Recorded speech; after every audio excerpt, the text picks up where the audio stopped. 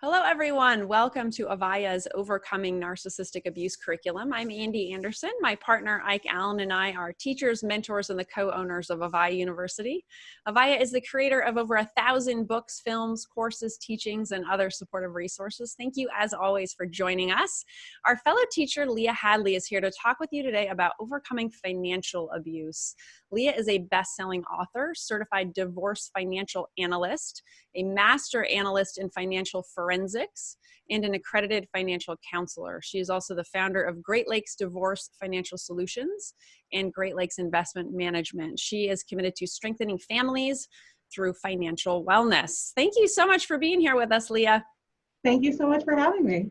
Absolutely. And I'm so excited to talk about this topic because even outside of narcissistic abuse, money is one of my favorite things in the world. It's such an interesting topic, and we all have different relationships with it based on the occurrences of our lives, our parents, our partners, all those kinds of things. So I just appreciate you being willing to talk with us about this today.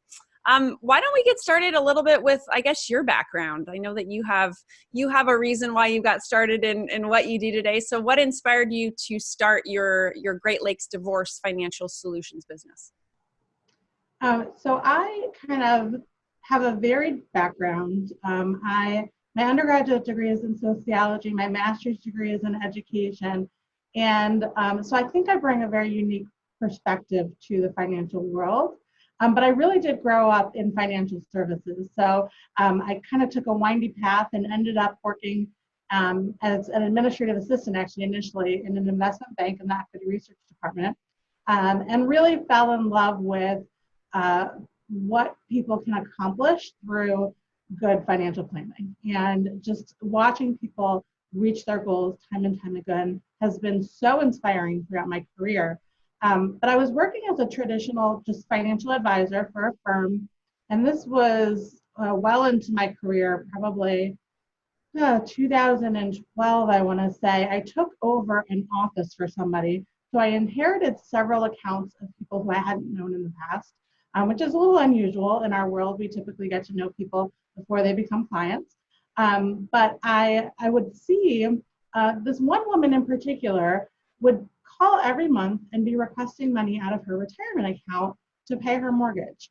And there was no plan around it. It was just every month she was finding herself short. And as I got to know her, what I found was that she had gone through a divorce and there hadn't been really a financial plan around what she was doing. And as a result, she had kept a house that she couldn't really afford. And she was just blowing through her assets very quickly. I could see from a numbers perspective, the money just wasn't going to last. And what I found fairly quickly was that her situation wasn't so unique, that there were several women out there in particular, it seemed to be, I was finding it amongst women, who were getting out of a marriage, and because of poor planning that happened during the course of that divorce, they were just going through their assets very quickly, and were really setting themselves up for a life of financial struggle. And I knew that there had to be a better way. It was really upsetting for me to see it. And I started to learn that there is a whole area of divorce financial planning, people who are specifically educated to help people make good financial decisions in the context of a divorce. But what I found was the traditional firm that I was working for just wasn't set up to be very helpful in that situation. We provided fantastic, good, solid, traditional financial advice, but for people who were coming with very unique circumstances, who needed to look at a variety of different scenarios and help through those negotiations, we just weren't in a position to help them very well. And so as I got into more and more learning about what I could do to support people, I realized that I needed to go out on my own to support people the way that I wanted to. I had experienced my own divorce after 10 years of marriage. And so I knew from an emotional place how difficult that could be. And I also was raised by a single mom. My mom got divorced when I was 8 years old. So it wasn't something that was foreign to me. I had seen it time and time again in my life, but seeing how it was impacting these women in particular was just so upsetting to me. I knew I wanted to do something about it. Awesome. Well, thank you. Thank you for sharing that, and for being willing to do something about it, and start your own business helping people with this, because it's so important, and so obviously huge statistics of divorce in our country and the world. And so let's talk about financial abuse specifically. So the people watching right now are likely either in an unhealthy or toxic relationship, or maybe they've just gotten out of one, or maybe they had parents that were toxic and didn't have a good relationship with money, all those kinds of things. So what in your great experience is financial abuse? So I think financial abuse comes in many shapes and sizes. And I think a lot of people don't realize how widespread it is. We often hear kind of the buzzword in the context of the elderly in the news, that you may hear of an elderly person who's been taken advantage of financially. But in terms of kind of romantic relationships, I don't think people are necessarily aware of the vast differences between how financial abuse can present itself. And sometimes people are completely unaware of the issue. And I'll give you an example. So sometimes when people are going through a divorce and I'm helping them through their financials, what we will have found is that their spouse actually opened credit cards or loans in their name and didn't pay the bill and just ruined their credit history. They could be completely unaware of this situation, and they are still a victim of financial abuse. I think what people think about more commonly is like limitations on spending, but we also see limitations on allowing the spouse to go out and even earn. In some cases, that could be financial abuse. Or, it comes up in so many different ways. It's essentially going to be that power dynamic, though, right? Between the person who is really in control of the finances and the victim of the abuse. Sometimes it may actually present itself like the person's trying to take care of you. And so a lot of times when people get into a relationship and they are not necessarily comfortable dealing with their own finances, they welcome the opportunity for somebody to handle it for them. But what they don't necessarily realize over time is that person might be taking advantage of them. And so what maybe felt really good at first actually turns up over time that it's, the person exercising their power over them. Mm-hmm. Got it. So what do you do in your work helping people who have experienced some kind of financial abuse? So because it comes up in so many different ways, I help people in a lot of different ways. So sometimes it's just a matter of mindset. So I have a lot of women who have come to me who have heard throughout their marriage that they can't take care of their finances, that they're not able to take care of their finances. And we really have to work on the mindset and helping them find different ways to think about money and connect with money and realize their own power in their financial world. So sometimes really what we are working on truly is just the way we think about money and the relationship somebody has with money. Sometimes it's more specifically doing forensic work when somebody is going through a divorce case and we find out that maybe assets have been moved out of the marital estate in order to avoid dividing them in a divorce, or if there's been like a gambling issue and marital funds have been wasted as a result of that. So it really depends on the nature of the situation. Very, very commonly, people have things on their credit report that they're not aware of as a result of something that their spouse has done. And so in those cases, we're first starting with an evaluation of, well, where do I stand today?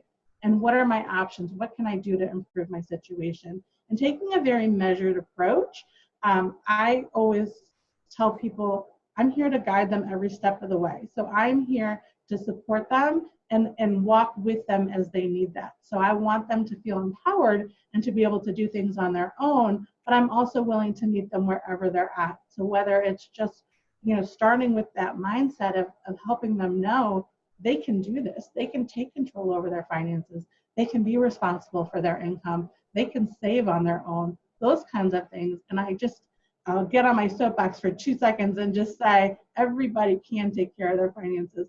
So if you're sitting there and you're watching this and you're thinking, yeah, I can't do that. You can. You absolutely can. Everybody is very capable of handling their money. They may not have the knowledge, but you can get the knowledge. And there are people out there who will help you get the knowledge you need.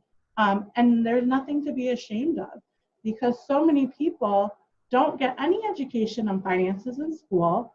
It's a very taboo topic amongst family and friends. So who do you turn to? I would say that is a common thing that comes up, though, is that people are ashamed to admit that they don't know how to handle their finances.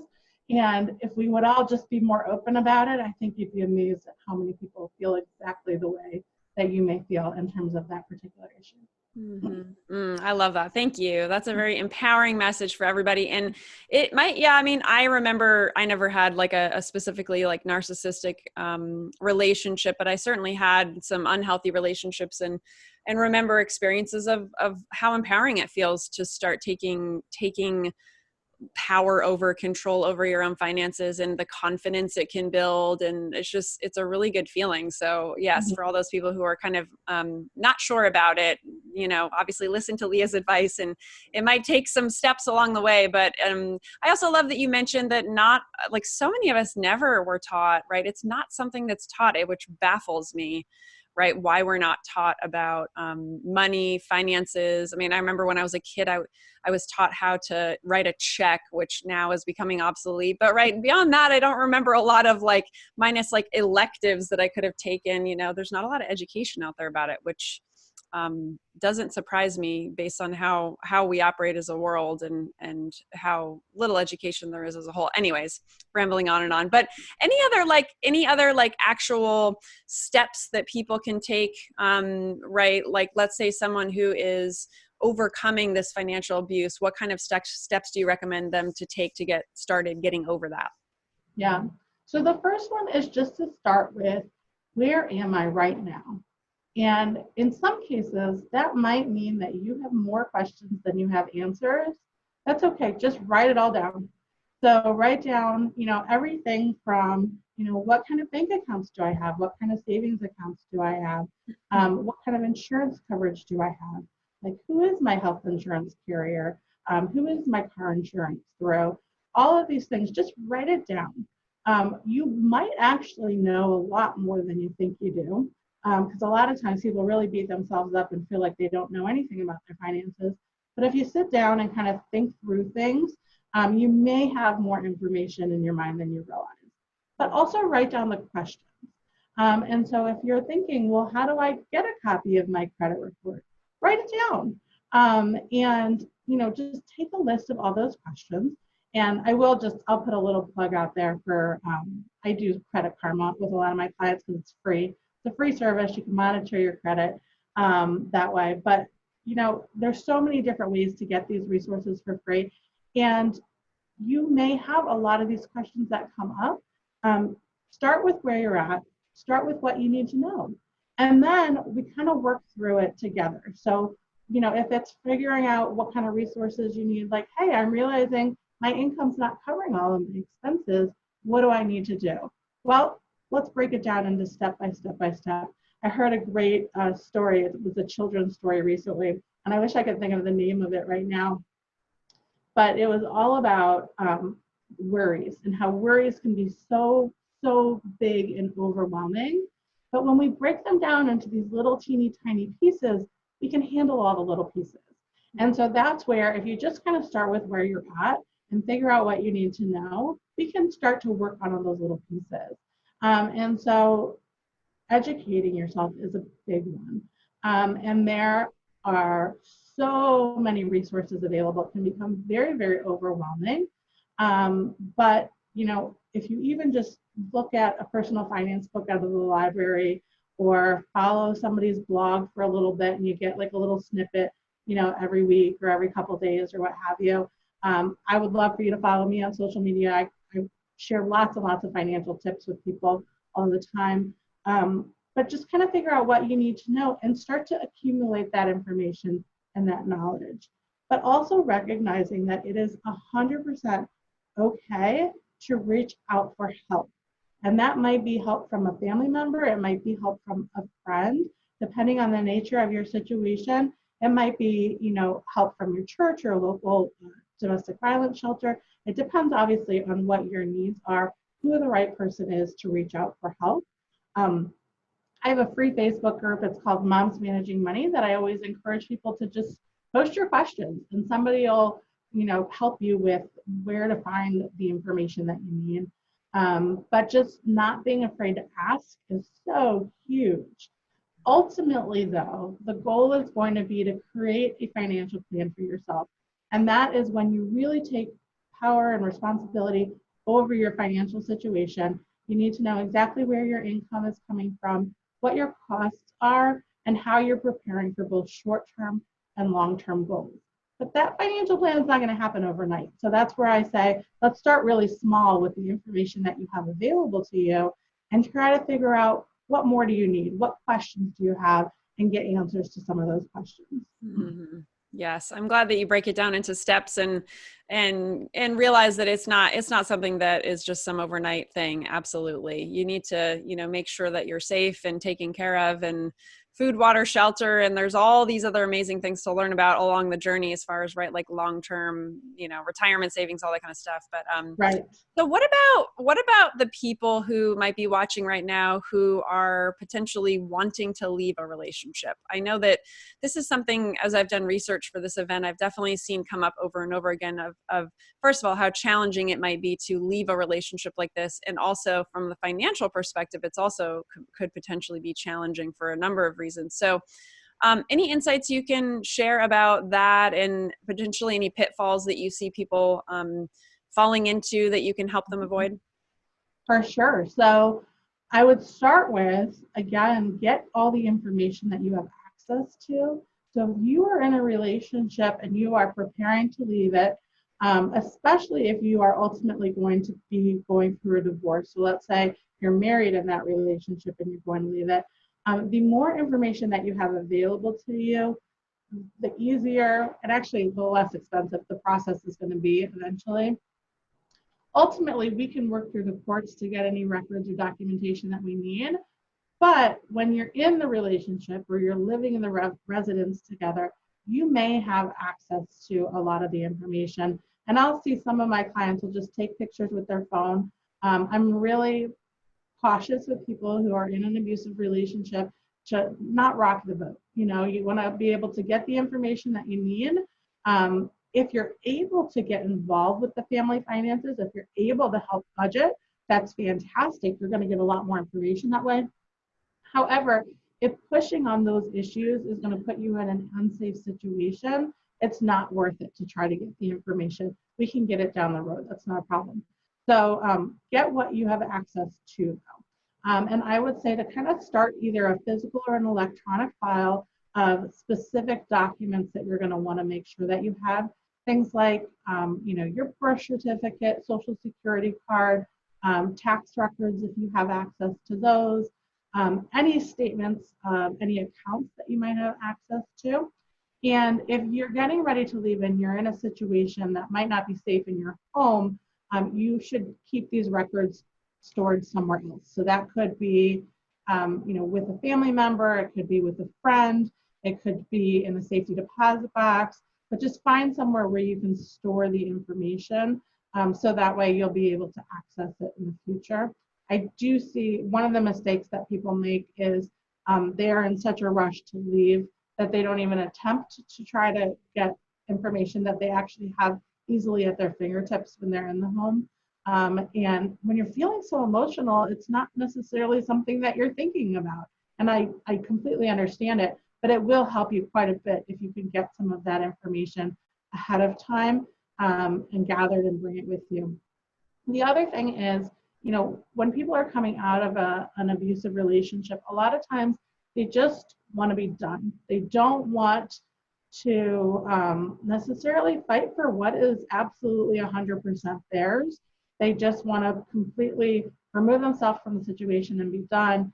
And I completely understand that as well. I would just say you want to be informed before you make those decisions. You could be walking away from a whole lot more money and assets than you realize that could set you up for a much more comfortable lifestyle rather than struggling financially for years as a result of not getting what you're fully entitled to. So understanding what you're entitled to and making an informed decision on whether or not you're going to try to get that, get those assets, get that money to help you for your future.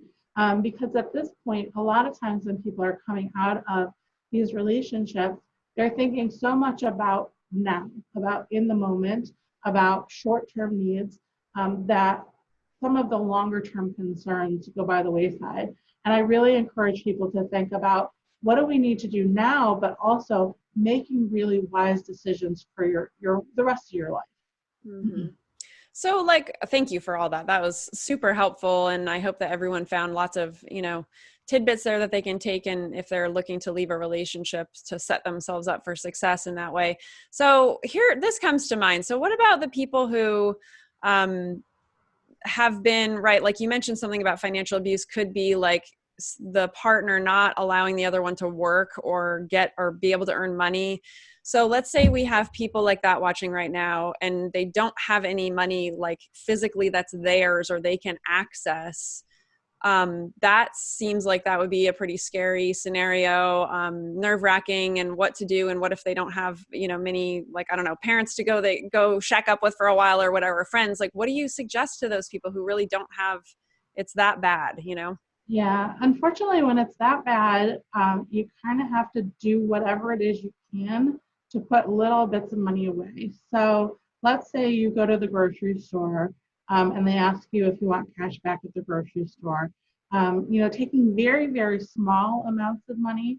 So maybe you take, $20 a week or something like that, and just putting it somewhere where your partner's not going to find it.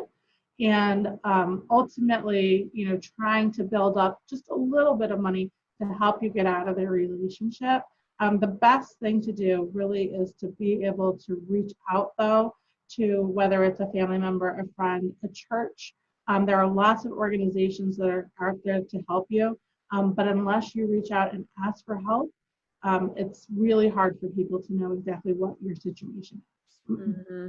Absolutely. I love that. Thank you. I appreciate that. Just in case there are people watching that have that scenario.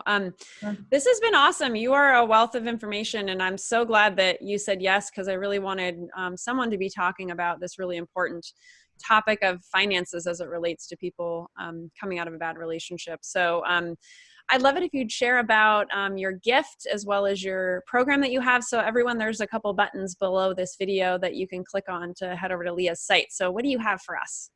Absolutely. So thank you very much for asking.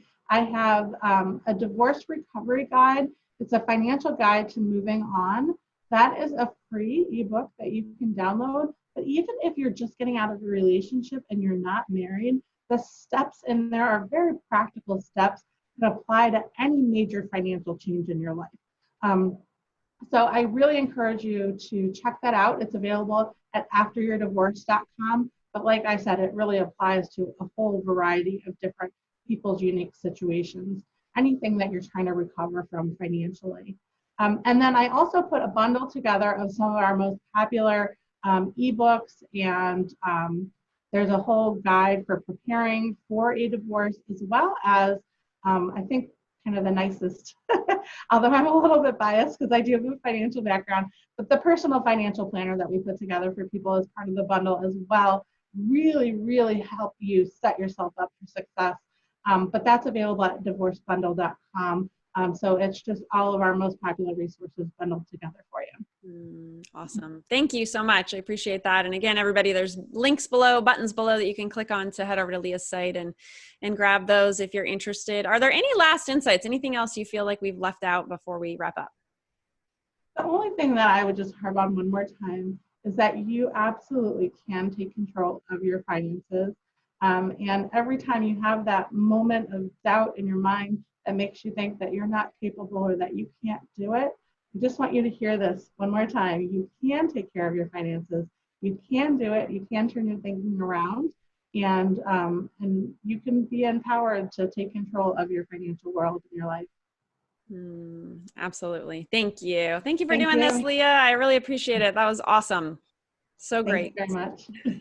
And thank you everyone for watching, for listening, and really opening up to this conversation to learn more about your finances and how you can empower yourself in that way. So thanks so much for being here, and we'll talk to you again real soon. Take care.